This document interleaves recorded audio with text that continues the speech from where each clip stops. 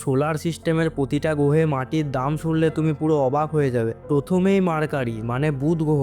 এখানে আজ পর্যন্ত যত স্পেসশিপ গেছে সব গলে গেছে, এতই তাপ ওখানে, কারণ সূর্যের একবারে কাছের গ্রহ। এখানে মাটির দাম জিরো। তারপরই ভেনাস মানে শুক্র গ্রহ। এখানেও একই অবস্থা, যত স্পেসশিপ গেছে সব গলে গেছে। এখানে মাটির স্যাম্পেল আনার চান্স 0%, তাই দামও জিরো। তারপরে মার্স মানে মঙ্গল গ্রহ।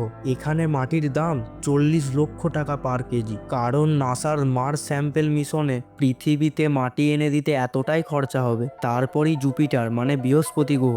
এটা সোলার সিস্টেমের সবচেয়ে বড় গ্রহ, কিন্তু এটা তো পুরোটাই গ্যাসের গোলা, তাই দামও জিরো। তারপর আসছে স্যাটার্ন মানে শনি গ্রহ। এটাও জুপিটারের মতো গ্যাস জায়েন্ট, তাই দামও জিরো। তারপরে আসছে ইউরেনাস অ্যান্ড নেপচুন। এগুলোও গ্যাসের প্ল্যানেট, তাই দামও জিরো। ফাইনালি আসছে আমাদের চাঁদ, যেখানে মাটির দাম 75,000 কোটি টাকা পার কেজি। কোন গ্রহের মাটির দাম সবচেয়ে বেশি, কমেন্টে জানাও।